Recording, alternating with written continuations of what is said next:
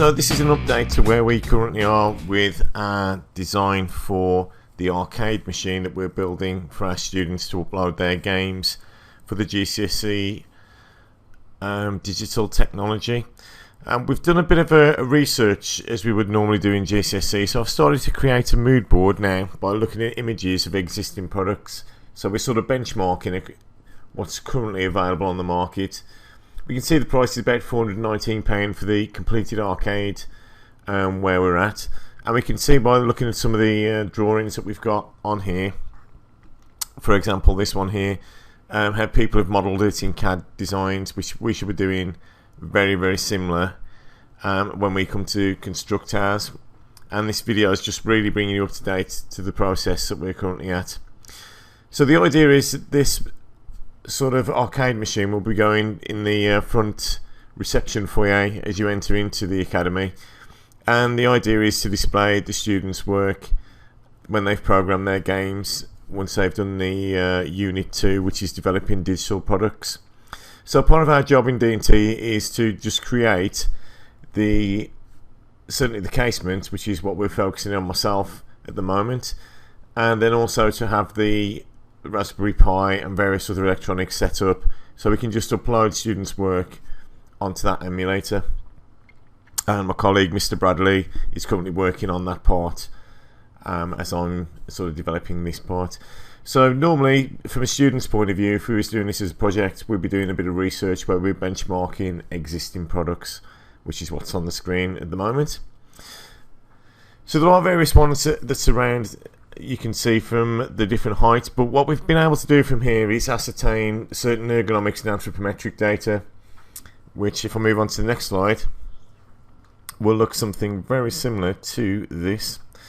So although at the moment where we've got designs, these were taken from various sort of sources, from Pinterest, from obviously we've got Google SketchUp on this part on the left hand side, but looking at the measurements and looking at the ergonomics to see how tall it needs to be, we can see that most of these will actually have a set height of between 96 centimeters to around, at the most, 98. So there's not really that much sort of distance in it from where the consoles need to be. Now clearly this doesn't take into account people with wheelchair access for this design, but for the main part that we're looking at, a lot of the designs have actually got some of the measurements, and we've just sort of checked them all and really sort of like calibrated our measurements from there. So we've sort of got this basic sort of image that we're looking at from here, and we've also got the bits where we've got on the side where we've got the sort of shape, so we can see how many parts on the exploded assembly drawing that we need to construct to make this product. And that's currently the stage we're at now. So we've got a lot of the parts actually coming into school at the moment. So we've got all the electronic parts. We've currently just received the monitor that we should be using to install into it. And as well as that, we're just waiting on the materials that we need just to construct the sites. And while that's all happening, and we've got that sort of parts and cutting list coming up, the next stage for us would be to start designing some of the elements, which is what we've done. So I'm just going to escape out of that. Okay. So the next part we looked at this point would have been our design. So what we've done is we've used the CAD software which students would use in here. So on this version of TechSoft, I've literally drawn to scale where the measurements are. It's not to British Standards 8888 yet, just because at the moment I'm just trying to work out the rough areas, plus the other software that we're about to transport this into will create that drawing to British standards for me. So at this point it's just a case of trying to look through to which areas that we need it to be, and the actual shape that we're actually looking at is going to be, if I just colour it in red, it might be easy to see from this drawing. Maybe not on that one. So it's basically this shape down here, and I think all it is the dimension lines are stopping me from filling that shape in. So if I export that into our 3D package, so we can have a look how we can create an assembly drawing from that. it's pretty easy for us to see how this is actually going to go together. So here are the two parts that we've exported in. This is obviously all to scale. And from this point of view, I can move them and start inserting and adding components and assembling various methods and suddenly boards onto this sort of process. And from this point, because it's in 3D, it gives us a chance to have a look around and see how things are going to attach bit by bit. But at the moment, we're just going to focus on the sides, because once you've constructed the sides, we can then work out the exact measurements of the internal sort of boards that span across these areas. So that's the sort of stage we're at now. So if I just take that one into our photorealistic imaging, so we can see what this looks like from here. Let's just zoom out. There we go. Click on tools to scale, bring that one down, and we'll create the image. It's a presentation, click onto OK, and we'll also give it some material properties. So from there, let's just hit that part onto that. So what I'm doing now is I'm just transferring this onto a solid modeling package, which is going to give us a sort of 3D version of what it would look like in reality. So I can apply materials and various things on here. Now this is a version of Pro Desktop on here, but you could use SolidWorks and various other things. The only reason I'm using Pro Desktop is it's just very simple to transfer from DXF file from 2D design.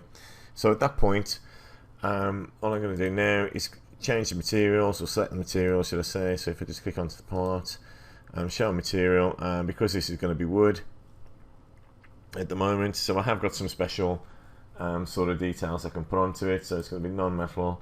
If I just click onto it, it's been wood varnish, maybe. Apply onto there, click onto OK, and then it should start to render it as it would normally do with a wooden sort of phase on. So this is what the MDF is going to look like as we've put these parts out.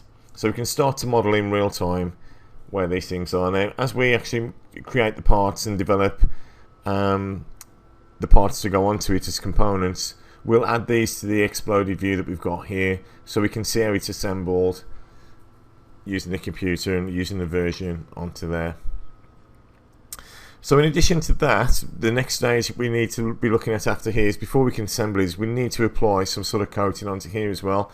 So we've then gone through and started creating our designs for what we think the logo should be like on the side of the actual container.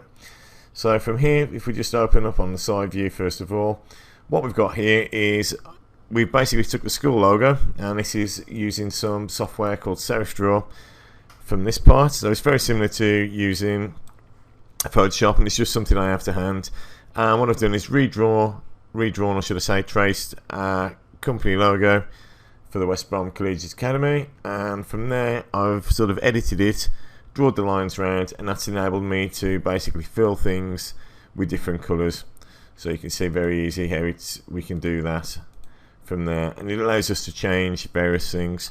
Now on the side, just to make it a bit more interesting, what we're actually creating is a vinyl that will stick over the MDF. It's going to be waterproof and weatherproof, and it's going to look very similar to this. So on the sides, what we're actually going to do is create the side views that look like this, with this stuck onto the side, to create a sort of a logo. Now there's two reasons why we've done this. One is obviously because of copyright on using arcade characters, which we didn't want to infringe, and obviously from our point of view it's always good to be original. And the second point is we can always then stick stickers or photos of students' work or screenshots onto the side of the arcade machine when it's done, to add to that. So that's that part that we've drawn, and this is drawn real size. So when we actually print it out, the custom that we've actually got on here from the custom page, we've actually filled in.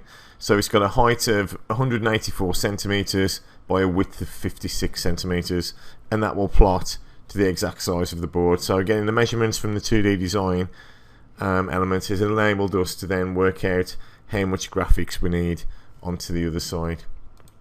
Now in addition to that drawing as well, we've gone ahead and drawn some other things. So obviously the console that's going to go across the top, what we've tried to do here is use the background again, and you can see where we're going to start to now to locate some of the buttons and some of the toggles and switches. So we've got the player 1, player 2 buttons down here. We've got the coin 1, coin 2 buttons here. We've got 8 preset buttons that we can use for various things. Now, because of the games that the students might be making, we're not going to label these as in A, B, C, D, or kick, punch, drive, because the games may be completely different, so we don't actually know what functions we're going to assign to these yet, which is why we've left them in a clear blank area. But we have got 2 players. We've decided against doing a left-handed and a right-handed one, and we're just going to stick with the format of a right-handed sort of player. So we've designed both sets for a right-handed sort of person from there. So left-handed people, we may be able to change some of the buttons around just to assist with what they're doing on there and how to play. We could have done a left-handed and right-handed one, but we've decided, because the majority of the people are right-handed, that we'll stick with the format of a right-handed sort of base.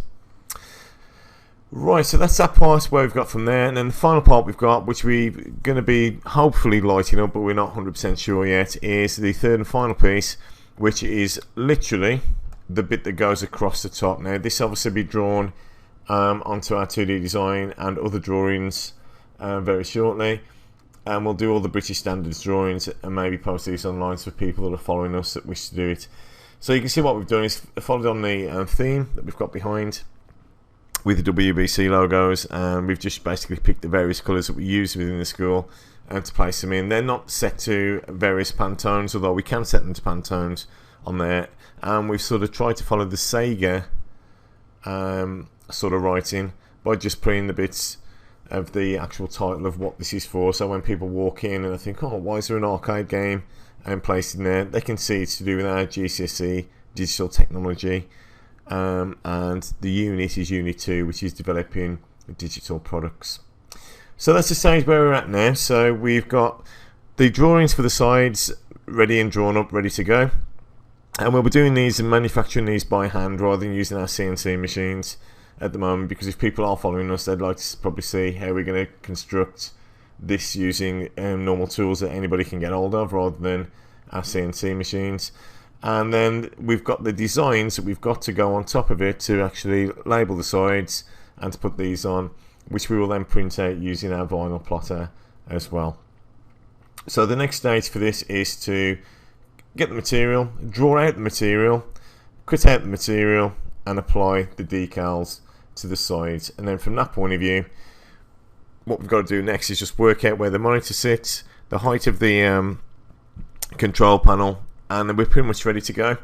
So that's the stage where we're at now with our design development for our arcade machine for Year 10's digital technology. Hopefully you'll continue to follow us with our little videos that we post on here as we go through, just so you can see and students can see that we're following this design process that we ask the students to follow as teachers ourselves, but also you can see some of the things that we're doing from that point of view as what we're doing in our spare time in school, developing products. And I think it's just a worthwhile thing to watch, really, from that point of view. And certainly students who are involved in it, it just gives you that idea of where you can take DT and how you can apply it to various other things other than hovercrafts or various other things that we're doing within the school. So thank you for your time, and we look forward to posting more videos as we progress with this project.